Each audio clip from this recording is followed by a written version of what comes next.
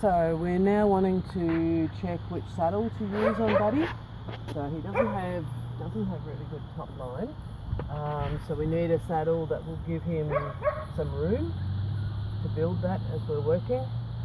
We will put a pad underneath, but to check the actual fit of the saddle, I don't want a pad there because I want to be able to see how the saddle is sitting. So again, because of the previous work that Buddy's had, I don't expect him to have a problem with me putting this over him.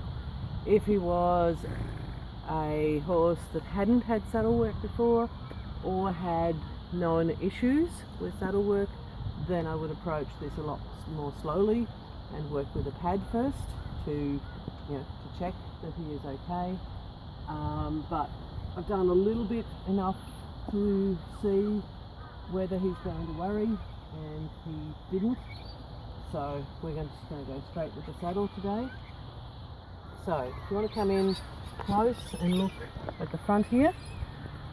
So here, this saddle is not really contacting here, but is contacting down here.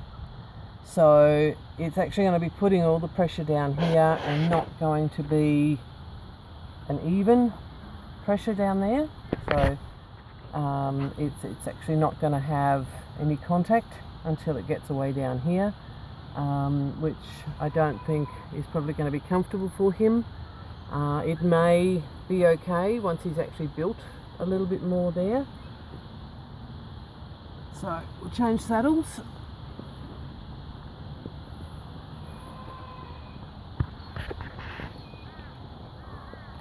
And bring this one over.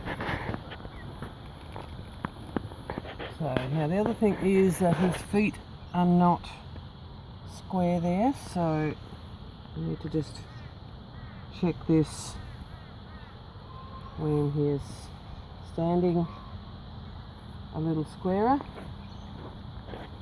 So this one, so we want to be behind the shoulder blade. I don't want the saddle sitting up here where it's going to be pushing into his shoulder blade as he goes. This one, we've got plenty of gap on either side of the wither here, so with his high wither we don't want anything that's going to be narrow and potentially pushing on that from either side. So we've got plenty of space there. The saddle then sits fairly well. So if I try and run my hand there, I've got an even amount of pressure pretty much all the way there. So by the time I put an extra pad underneath that for gap, then I think that one will actually be okay. Looking from the side, the front is too low, which is consistent with the fact that he doesn't have top line there to support the saddle. The back is a lot higher, so at the end of the day we want to adjust that using our pads to be sitting more like that. So I've got a pad which has a front shim which will lift that up, and that's the one that we'll use for the saddling. Saddling for Buddy, we have a woolen pad to go on first.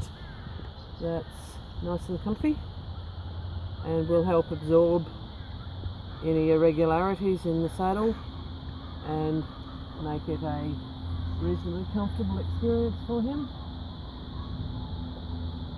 Making sure, so this pad has a seam in it, so we make sure that is completely in the middle.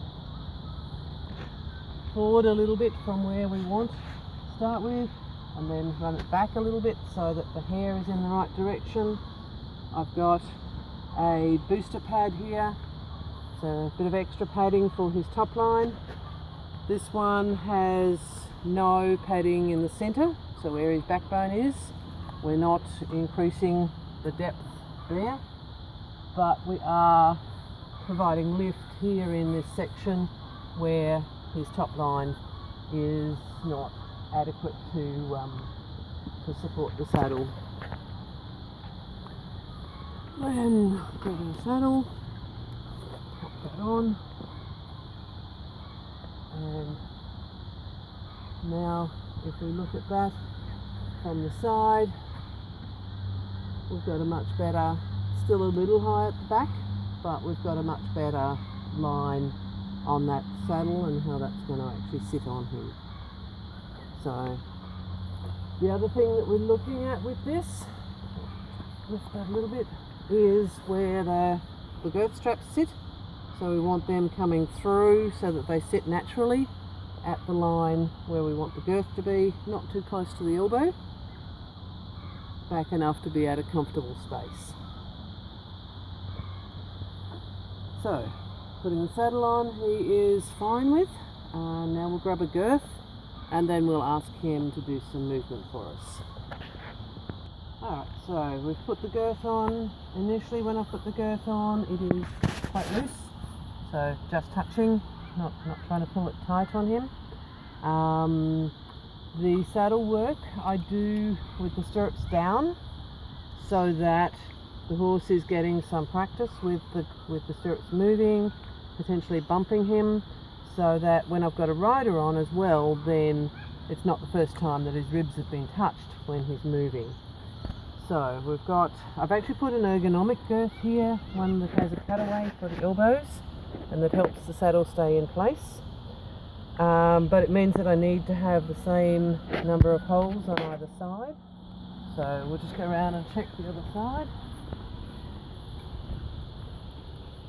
So here I've only got 4 holes, the other side I've got 5. So I will bump that one more hole, just so that it's even. So for riding, that's probably going to come up another hole either side, but for our groundwork, that's quite firm enough. So what we'll now do is ask him to move with the saddle on. Back pushes good.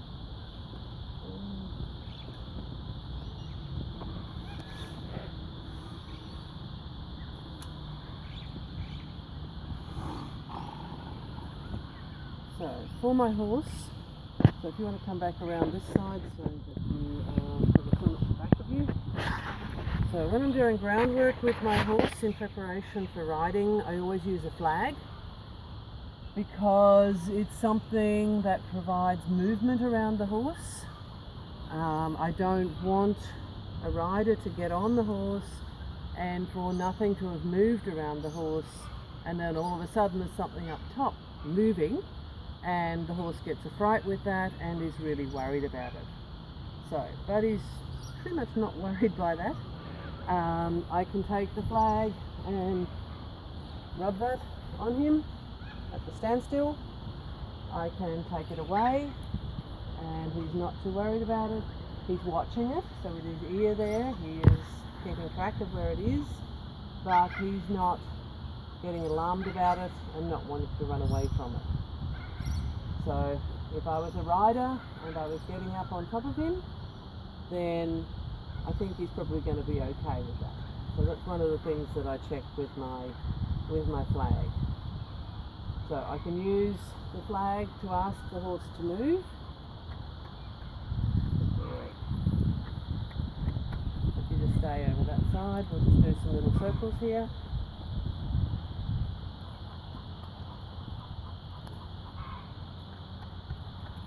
And I still want him okay with that flag.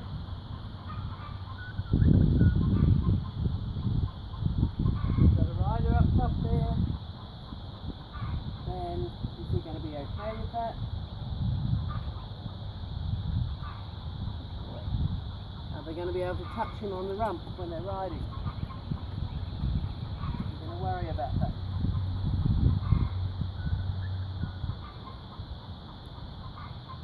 Move the flag away. Is he okay with that? So if I needed to hand the rider something, when I do that, he's not going to freak out.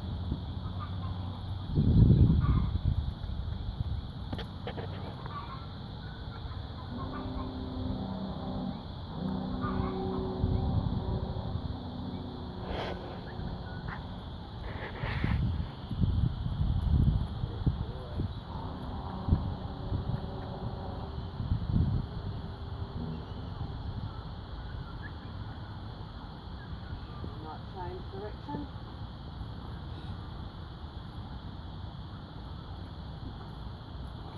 Sometimes they'll be a little bit more worried on one side than the other.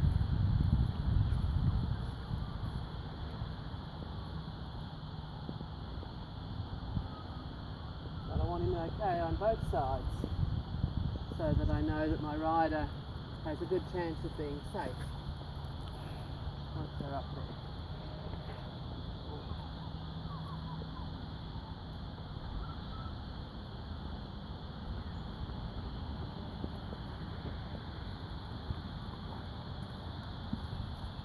So we might move back across that way a little bit further, a bit more open space there, and now it's a little trot.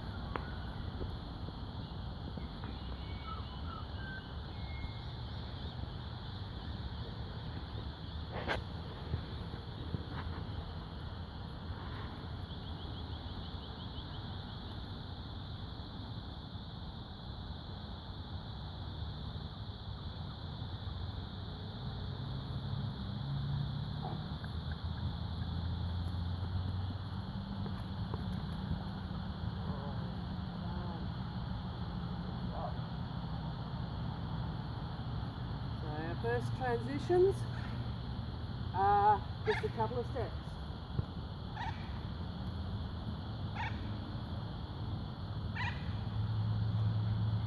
An increase in speed. We're not looking for full transition from walk to a full circle on trot. We're just looking for, can he make a change when we ask?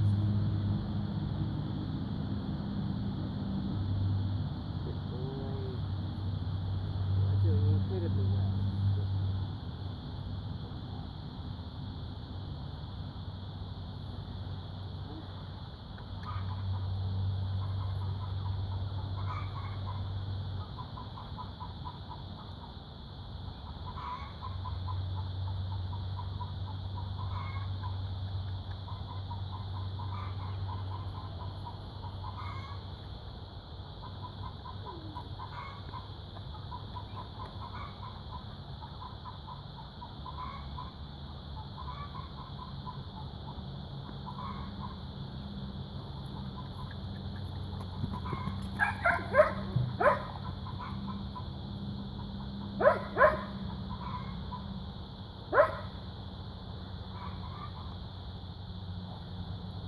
This also gives the rider an idea of how he might feel when he starts to speed up.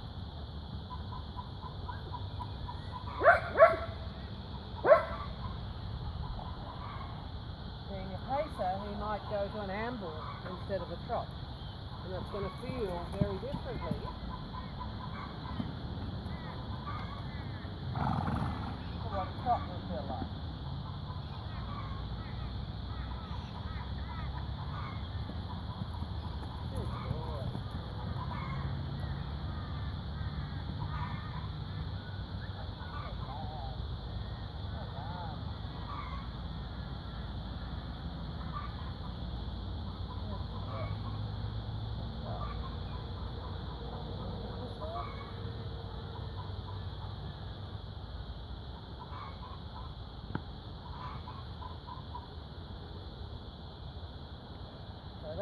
That was a lovely amble.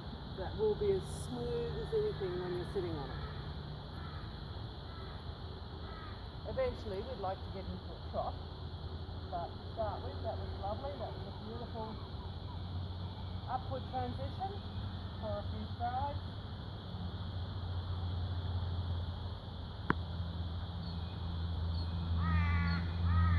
And then he came calmly back down to a walk, which was really nice. He's not worried about me using the flag around him.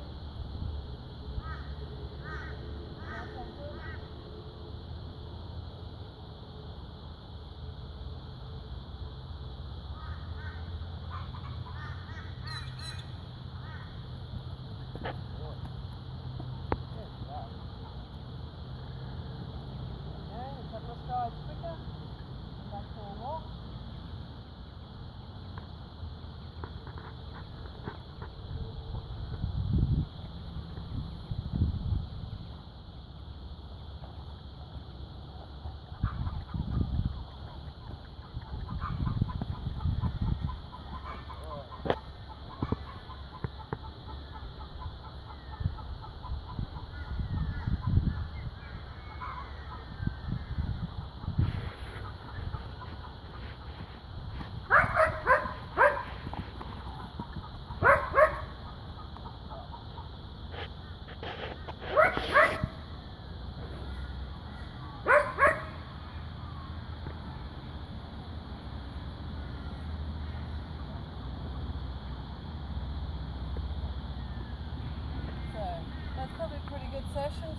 this time. First time with the saddle. We've asked him for walk, we've asked him for a little bit of an upward transition. Not too much, but just enough to kind of see how he's going to respond and how he might react if he's asked to go a little bit quicker. So he may still have a little bit of tenderness that he's worried about in his feet there, and that's why the amble, because he can support himself better with that. But that will settle and get better as he gets stronger, and as we go along with more education for him. So we haven't actually done much in the way of lunge work with him yet. We've done some backing, we've done some body control, we've had some body work done on him to help loosen up through this area and get that working better. Yeah, so we've really only just started on his actual saddle preparation work. So he's already probably a couple of weeks down the track because he's really good-minded, really accepting and unworried about stuff that's going on around him, which is really nice. And then, so we'll do a little bit more of that this afternoon and see whether we think he's ready for a rider, but he may need a couple of sessions before we actually get to that point.